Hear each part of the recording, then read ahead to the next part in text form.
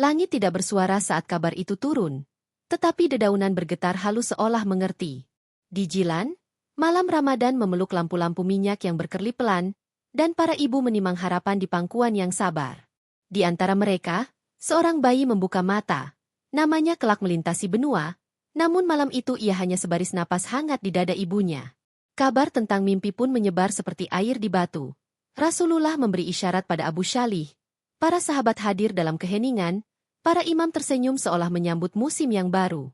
Tanah Jilan mengangguk, sungai menahan arus, dan udara seakan menipis untuk memberi ruang kepada takdir yang melintas. Bukan sekadar kelahiran, melainkan janji, anak ini akan jadi penawar bagi hati yang pecah. Tetapi sebelum cahaya menjadi lentera, ia lebih dulu diuji lampu-lampu padam. Ayah pergi seperti fajar yang terlalu cepat, meninggalkan keheningan yang panjang di ruang keluarga. Sejak itu, ibu mengajarkan pada sang anak bagaimana menulis sabar di kening, bagaimana menyulam jujur ke dalam pakaian. Dan di balik semua itu, Baghdad memanggil dari kejauhan, sebuah menara yang belum terlihat, namun suaranya tak henti menggaung di dada. Ibunya membuka peti kayu tua warisan ayah, di dalamnya tersimpan 80 dinar yang kaku seperti bulan kembar. Ia membelahnya menjadi 2 bagian, seperti membelah duka agar salah satunya bisa tetap tinggal. Seperangkat bekal untuk perjalanan, katanya, dan selebihnya untuk rumah yang kau tinggalkan. Tapi bekal paling besar bukan koin, melainkan kalimat pendek, jangan berdusta, bahkan saat dunia memaksamu. Jarum dan benang menari di bawah cahaya lampu minyak. Ibu menjahitkan dinar ke dalam lipatan jubah. Setiap tusuk seperti doa yang diselipkan di antara serat kain. Semoga langkahmu lurus, semoga hatimu tidak tergoda, semoga lidahmu tetap terang. Anak itu dia mendengar bunyi kain bergesek, merasakan bahwa nasihat dapat lebih tajam daripada pedang, dan lebih berat daripada beban di punggung. Pagi yang dingin memperlihatkan jalan yang panjang. Debu berterbangan, burung-burung menulis garis-garis di langit yang pucat. Ia menoleh sekali pada rumah yang mengecil, lalu menunduk, menyimpan air mata di tempat yang tidak mudah ditemukan mata manusia. Setiap langkah seperti mengetuk pintu Allah. Setiap helaan napas seperti menyebut nama yang tak pernah habis. Di mulut desa, ia berhenti sejenak, menatap kakinya yang kurus. Baghdad, gumamnya, bukan sebagai tujuan, melainkan sebagai takdir yang harus ditunaikan. Ia tahu, perjalanan sejati tidak dimulai oleh telapak, tapi oleh janji yang telah mengakar di hati. Dan di belakangnya, ibu berdiri tanpa suara, hanya bibir yang bergerak, mengejar pertolongan untuk anaknya. Angin membawa doa itu, menyampaikannya kepada jalan-jalan panjang yang akan dilalui, kepada malam-malam lapar, siang yang menyengat, dan manusia-manusia asing yang akan menjadi kurikulum paling jujur dalam hidupnya.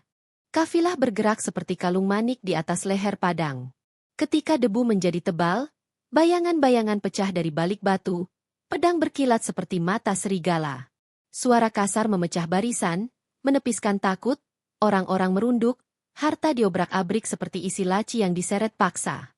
Tidak ada yang aman, bahkan doa pun terdengar gemetar. Engkau, kata pemimpin perampok, menunjuk pemuda berwajah pucat. Apa yang kau sembunyikan? Dunia menahan napas, menunggu kebohongan kecil untuk menyelamatkan nyawa. Namun pemuda itu mengangkat dagu, 40 dinar, dijahit ibu di dalam jubahku. Tawa meledak, lalu mendadak padam, ketika jarum-jarum benang dirobek dan kilau koin menatap balik seperti 2 matahari kecil. Kenapa kau mengaku? Suara pemimpin itu retak, seperti batu yang ditetes air terlalu lama. Karena ibu memintaku jujur, bahkan bila pedang menempel di leher. Jawabnya, tenang seperti sumur di halaman masjid. Seketika, sesuatu pecah di dada orang-orang yang hidup dari mengintai kelengahan. Pedang menjadi berat, tangan mulai gemetar, dan mata memanas oleh air yang lama lupa jalan.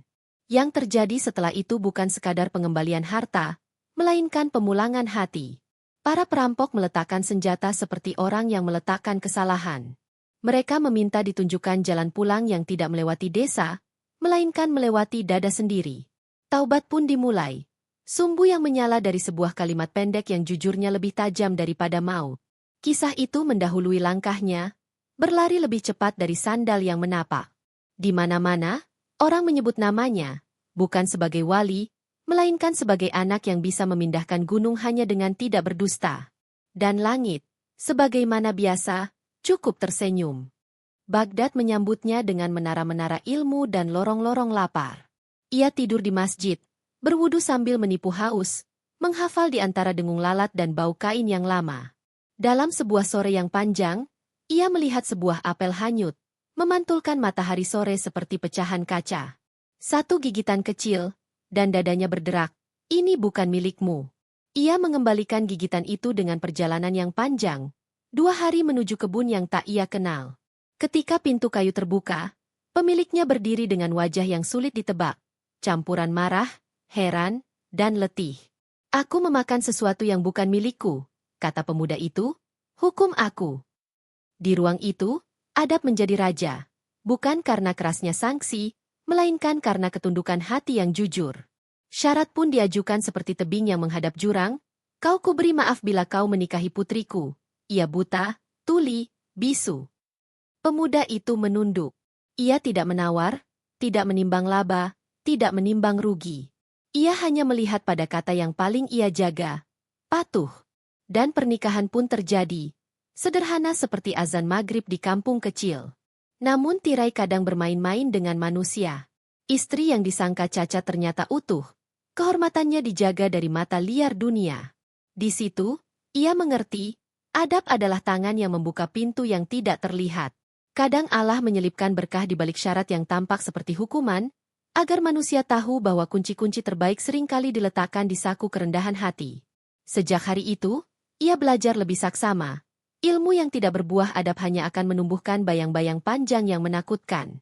Maka ia merunduk, menambah malam, menambah air mata, menambah jarak dari pujian. Sebab ilmu sejati, katanya, adalah kemampuan untuk tetap rendah ketika tanganmu sudah bisa menyentuh pucuk.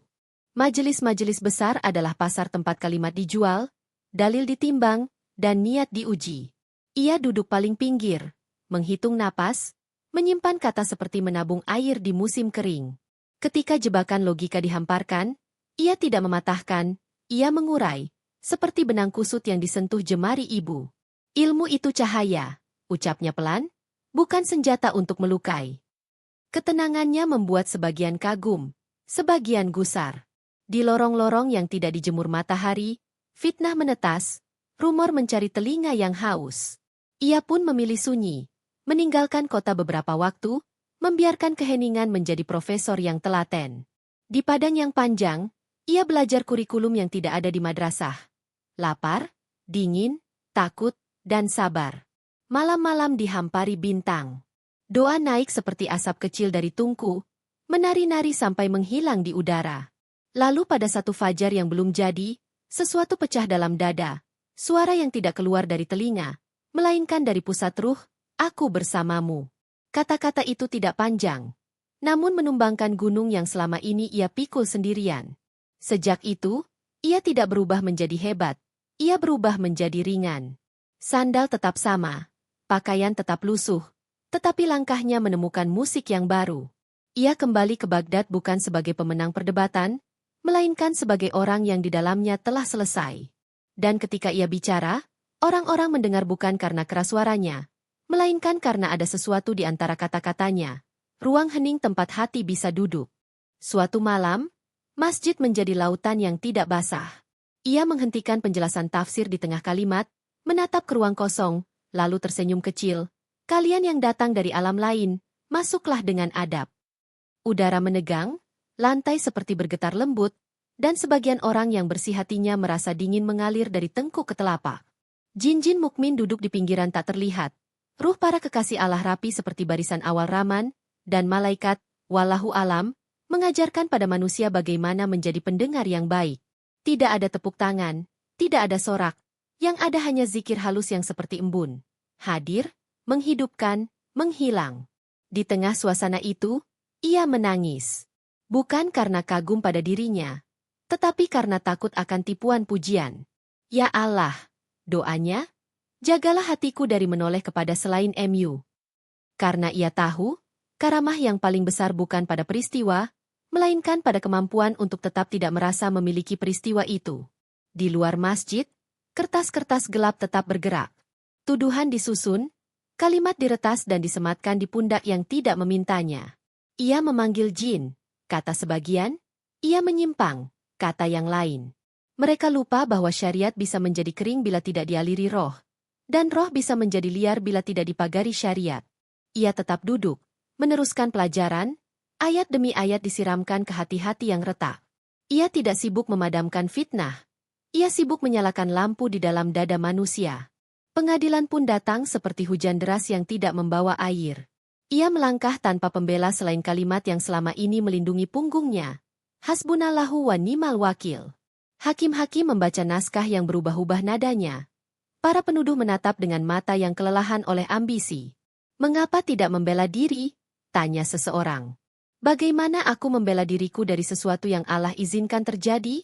Jawabnya pelan. Vonis dijatuhkan, pengasingan dan pelarangan. Orang-orang menangis, burung-burung, kata sebagian orang tua, berhenti berkicau. Ia pergi ke pinggir gurun. Gua kecil menjadi rumah, pasir menjadi tikar, dingin menjadi selimut. Di sana, ia tidak sibuk membenci. Ia sibuk menyiram hati hingga tumbuh lagi. Anehnya, pengasingan justru menjadi megafon yang tidak terlihat. Orang-orang datang tanpa undangan, duduk di mulut gua tanpa banyak bertanya. Mereka pulang dengan sesuatu yang tidak bisa dieja, ketenangan. Dan kabar pun beranjak, tentang malam yang penuh cahaya, tentang doa yang mengguncang lembah, tentang wajah yang kurus namun teduh. Ketika Baghdad kekeringan, tanah retak seperti bibir yang pecah, orang-orang memanggilnya. Ia berdiri di lapangan, menengadah tanpa payung, dan berkata dengan nada yang menembus awan. Jika aku punya tempat di sisi MU, turunkan rahmat MU, bukan untukku, melainkan untuk hamba-hamba MU yang lapar. Petir bergemuruh jauh, lalu air jatuh satu-satu, kemudian banyak. Orang-orang bersujud di bawah hujan. Ia menunduk, menangis dalam diam. Pada akhirnya, ia pulang dengan cara yang paling ringan, tanpa keluhan, tanpa biduk. 3 kata ditiupkan seperti angin lembut. Ilahi, ilahi, ilahi, dan dunia menjadi sunyi sejenak, seolah menunduk hormat. Ia tidak meninggalkan metode yang rumit, ia meninggalkan teladan yang sederhana. Jujur ketika takut, beradab ketika lapar, rendah hati ketika mampu. Dan karena itulah yang tampak tidak tampak pun tunduk, bukan kepada dirinya, melainkan kepada ketaatan yang ia rawat seperti api kecil di malam panjang. Orang-orang menyebutnya Sultanul Aulia, tetapi ia selalu memperkenalkan diri sebagai hamba. Di jalan-jalan sempit kota, di kebun-kebun yang sunyi, di hati yang retak. Namanya masih menjadi pintu yang engselnya adalah Allah, bukan manusia. Karamah lewat seperti bayang-bayang. Yang tinggal adalah jejak adab yang tidak habis disapu waktu. Maka jika seseorang bertanya bagaimana mungkin jin dan hewan mengabdi tanpa syarat, jawabannya sederhana dan berat. Karena ia lebih dulu mengabdi tanpa syarat. Dan siapapun yang belajar dari jejaknya, akan paham bahwa ilmu tertinggi adalah cinta yang tidak menagih balasan. Cinta yang menghidupkan agama di tempat paling sulit, di dalam hati.